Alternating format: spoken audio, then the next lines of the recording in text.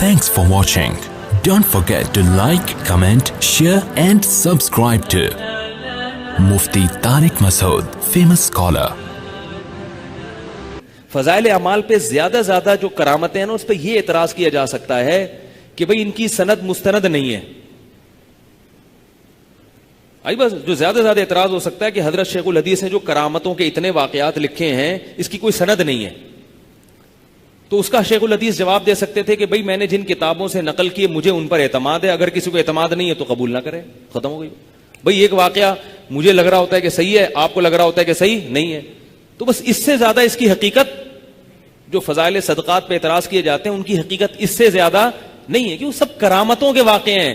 کرامت میں نسبت بزرگ کی طرف ہوتی ہے مجازن, حقیقت میں کون ہوتا ہے کرنے والا؟ اللہ ہوتا ہے. اب آپ کہیں کہ پھر ان بزرگ کی طرف نسبت کی کیوں؟ یوں ہی کہتے تھے اللہ نے یہ کیا, اللہ نے یہ کیا, اللہ نے یہ کیا. جیسے ایک فضائل اعمال میں واقع ایک بزرگ نے مردے کو زندہ کر دیا, تو بھئی یوں کہو نا کہ ان بزرگ کے ذریعے اللہ نے مردے کو زندہ کر دیا. تو فضائل اعمال میں ان بزرگ کی نسبت کی طرف نسبت اس لیے ہے کہ یہ نسبت مجازی کہلاتی ہے, اور یہ نسبتیں قرآن میں بھی ہیں. حضرت عیسیٰ کے بارے میں قرآن میں آتا ہے کہ حضرت عیسیٰ نے کہا احیی الموتى, میں مردوں کو زندہ کروں گا. حالانکہ حضرت عیسیٰ مردوں کو زندہ نہیں کر سکتے تھے. ہمارا یہ عقیدہ ہے. کون کرتا تھا زندہ؟ اب قرآن میں آ گیا کہ حضرت عیسیٰ انسان ہو کے مردے کو زندہ کر رہے ہیں, اس کے خلاف ان کا کوئی کلپ نہیں. فضائل صدقات میں آ گیا کہ فلاں شخص کے ہاتھ پہ مردہ زندہ ہوا, ان کے خلاف سینکڑوں کلپ ملیں گے آپ کو. فرق صرف اتنا ہے کہ قرآن میں آنے سے ہمیں یہ پتا چلتا ہے کہ یہ واقعہ یقینی ہے, حضرت عیسیٰ نے مردے کو واقعی زندہ کیا. فضائل اعمال یا فضائل صدقات میں آنے سے یقینی نہیں کہہ سکتے, ہو سکتا ہے غلط واقعہ ہو. حضرت شیخ الحدیث کو غلطی ہوئی ہو, جس نے یہ واقعہ نقل کیا ہو اس نے جھوٹ بولا ہو, حضرت شیخ الحدیث نے سچ سمجھ کے کتاب میں لکھ دیا. اور یہ بھی ہو سکتا ہے کہ نہیں, اس نے جھوٹ نہ بولا, وہ سچا واقعہ. اس سے زیادہ اس پہ کلپ نہیں بن سکتا. نہیں آ رہی میرا خیال بات. اور اس قسم کے واقعات علامہ ابن تیمیہ, ابن قیم اور بڑے بڑے بزرگوں نے ماضی میں لکھے ہیں. ان کے خلاف کوئی کلپ بولو بھائی نہیں بنتا, کوئی کلپ نہیں بنتا, کیونکہ وہ واقعات عربی میں ہیں اور ان کے خلاف رد بھی عربی میں ہوگا, اور عرب پکڑ لیں گے فوراً, بولیں گے ہمارے باباؤں کو تم نے کب سے برا بھلا کہنا شروع کر دیا بھائی. تو یہ تماشا ہو رہا ہے, اس لیے ان چکروں میں نہ پڑیں.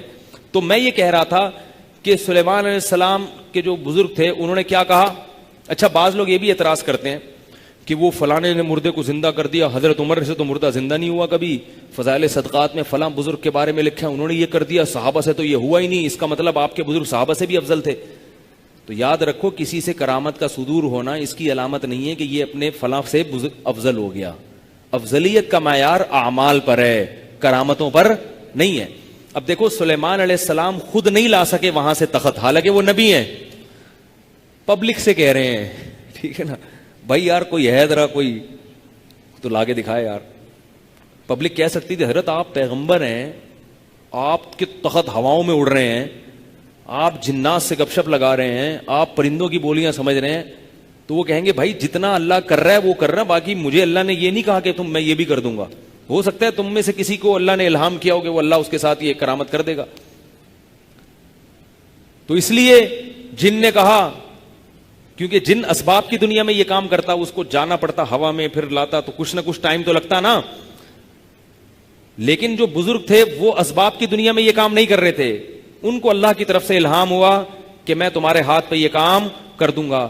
تو اللہ کو ٹائم کی پابندیوں سے اللہ کیا ہے, آزاد ہے. تو جتنا ان بزرگ کو کہنے میں ٹائم لگا نا کہ تخت لا کے دکھاؤں, اتنا ٹائم تو لگا.